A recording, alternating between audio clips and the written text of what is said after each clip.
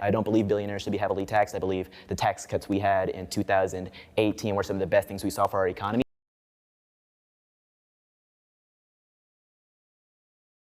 Dude, I thought my video was in double speed, but it's just how fast he's talking. I know. It's a little he's Ben like Shapiro. a Ben Shapiro. Yeah. I just noticed his T-shirt too. He's Yeah. like got the gas prices on there. Yeah. Completely would agree with you that we shouldn't be taxing billionaires at such a high rate. If you tax billionaires, they would respond by increasing the prices of goods and services. I think the reason why everything is so expensive is inflation. But in the past, when inflation was low, there were times where things were very expensive. And that is because of the fact that we have high corporate tax rates in some states. Well, so I respectfully disagree with the idea that taxing billionaires, or specifically leaving billionaires untaxed, is beneficial to the American economy, because the most prosperous era for the American economy was the 1950s, the post-war economic miracle. That was when billionaires were being taxed at a rate of 90%. And this isn't socialism or anything. This was under. Cam is shaking his head. Are you okay, Cam? Yeah, so I guess Jack just forgot about the difference between marginal and effective tax rates. So the billionaires were paying a marginal tax rate of 90% or whatever, but they were only being taxed effectively 10.8% more than they are currently.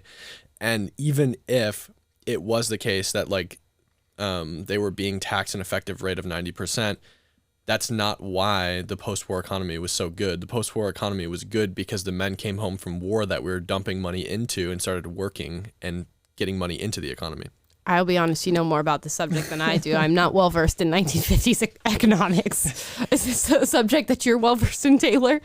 Not particularly, but yeah, the tax billionaires argument is simplistic to say the least, and it's typically not made by people who have a nuanced understanding of economics. And it's like California. We're seeing rich people who are taxed just take their businesses to other states that aren't taxed up the wazoo, right. Or they pass that cost on the consumers, which is why everything's so freaking expensive in California. So it's a very simplistic, knee-jerk sort of intuition about, oh, well, they have more money, they don't need it, let's take it. It's or we could look at how they created value that proliferated and built wealth in the economy, right, and try to incentivize more of that. But I agree that to the degree that, like we talked about before, with corruption, and you get into this vicious cycle with lobbying and billionaires sending people to lobby to give them corrupt deals with the government and contracts and all that, then they can edge out and engage in monopolistic practices. All that, we should crack down on. We should close all those loopholes. We should make it difficult for billionaires to reduce competition and engage in corruption with the government. We should have as much transparency as possible there.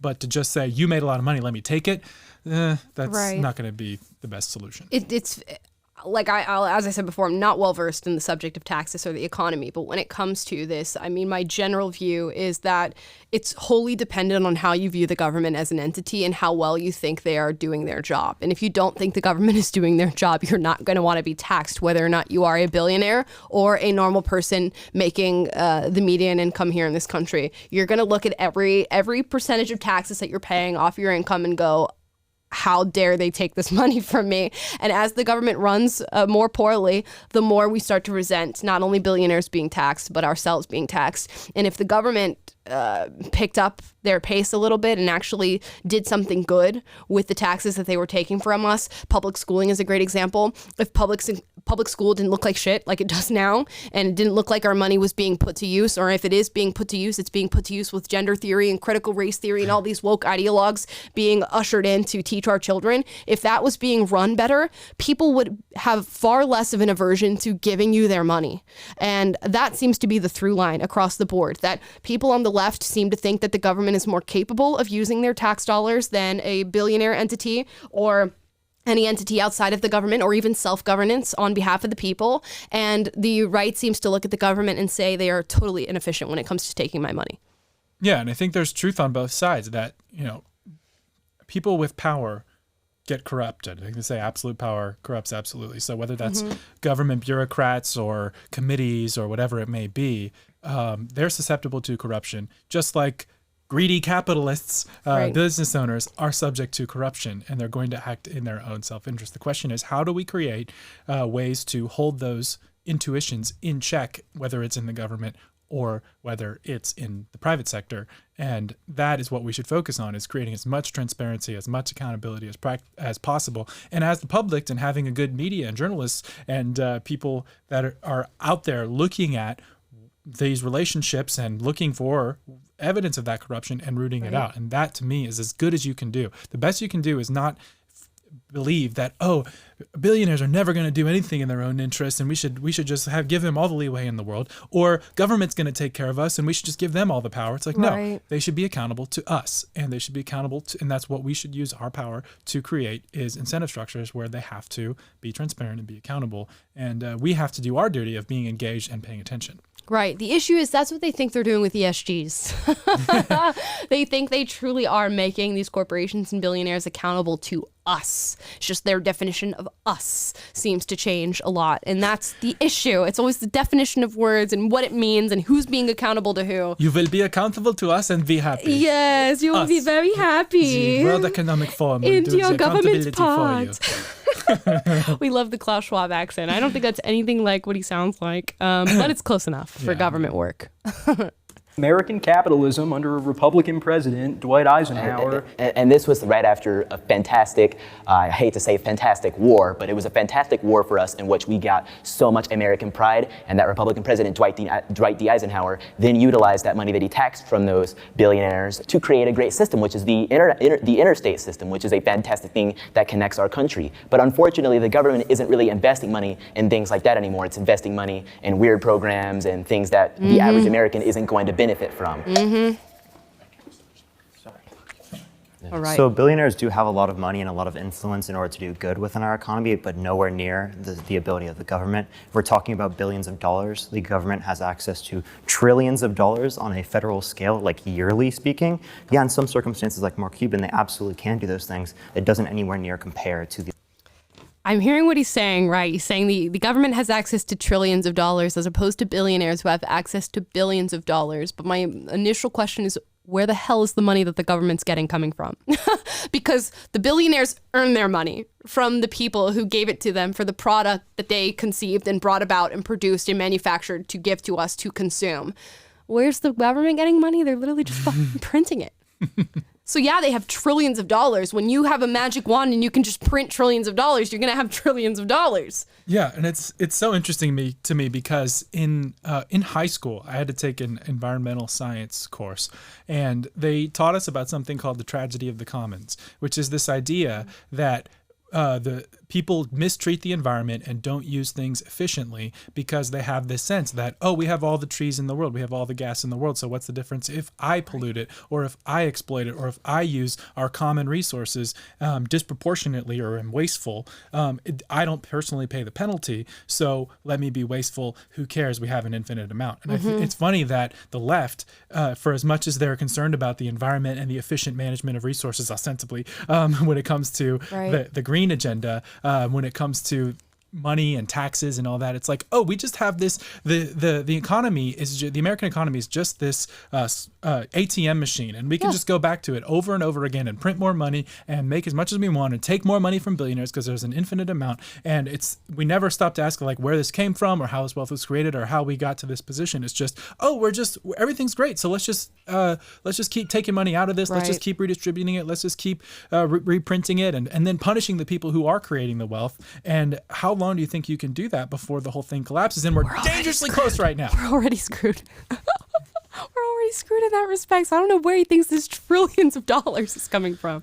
the level of access of healthcare that they do have in these other countries. And it doesn't compare to the damage that will happen to the average American when the government decides to pull trillions of dollars out of nowhere. Because we have to remind ourselves the government makes nothing. The government takes from every single citizen standing in this room that pays taxes each and every day, including state governments and federal governments. They start throwing trillions at random things like, I don't know, healthcare for everybody, which can work for a country that's the size of maybe South Carolina, but will not work for the size of our country. Okay, yeah, so that's because our government actually mismanages with money comparative to other nations. We spend a lot in terms of our per capita on healthcare, like more than other countries, yet they actually have better health outcomes and they cover more people. Okay, that's a fair point. Yeah, sure.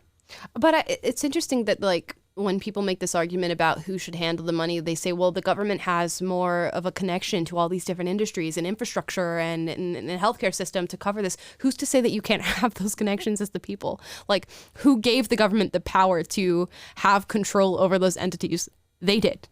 And it's not something that's just always been the case. It's something it's a position of power that they strategically place themselves into. I'm of the opinion that the federal government does a very few things well, and all of that outside of it should be handled by our states and should be handled by the people living within them, choosing the representatives for themselves. And for some reason, we've allowed the federal government to expand and expand and expand and expand. And you'll see, like, every single year, it seems, they're creating a new set of committees for a new set of issues, and those committees never die. Like, they never go anywhere, and they get all this federal funding, and they're never abolished. They just continue. Yeah. It's unbelievable. Yeah. What was it? There's nothing so permanent as a temporary government entity or something like that. Right. Whoever said that, genius. I think there are lots of things that the United States could do better comparative to other countries. And we can learn a lot more from those other countries. And yet we don't do that because of this idea agree. of American exceptionalism. The first part. I mean, maybe even a little bit of the second part. You will meet a lot of, and don't get me wrong here because I love y'all, but a lot of conservative people who do not want to hear the happenings of other countries purely for the sake of they are America first and they don't care about what's happening in other countries, even if it's like, but they're doing this a little bit better and the people might be a little bit happier. You don't want to know about that? And they're like, no. Yeah, and two things can be true at once. America can be exceptional in a lot of ways, and other smaller countries may be able to manage their healthcare systems more efficiently. Right. But they're also a lot smaller than us and a lot more ethnically homogenous in most of the examples that they give. Right. So there's so many other factors that are not taken into account. And then they're like, look at Denmark. Their healthcare is so much better than our healthcare. And it's like, okay, wait. You're looking at a totally different demographic of people, totally different governing, totally different ethnic makeup. Everything is different about that country. Yeah. So it goes both ways. You can be on the conservative side and you could say, no, America does no wrong and every country's health system is inferior to ours. It's like, okay, well, that's just objectively not true. But you can be on the left and be like, oh, one country has a better system than us, therefore America's not exceptional. It's like, okay, that's not true either.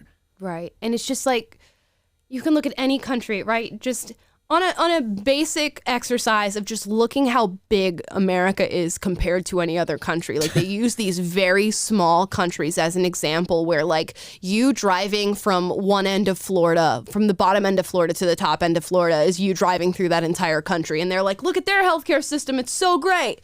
With like no view for how many people are living here, how many different people are living here, how many different medical needs are met here in this country. It's just a totally different landscape. Yeah. Which is also not an excuse for corruption in the American system. Yes. And we at PragerU have a video about price transparency in healthcare. And so there are lots of reforms and things that need to be done. And there's areas of where the swamp has made things unnecessarily expensive and just absurd, you know, that it costs, $10,000 for an MRI at one hospital and $2,000 for another and for the same thing. And that a lot of these things could be ameliorated and costs could come down. But again, to draw these conclusions from sweeping generalizations is just not a good faith idea, not a good example of critical thinking. Yeah.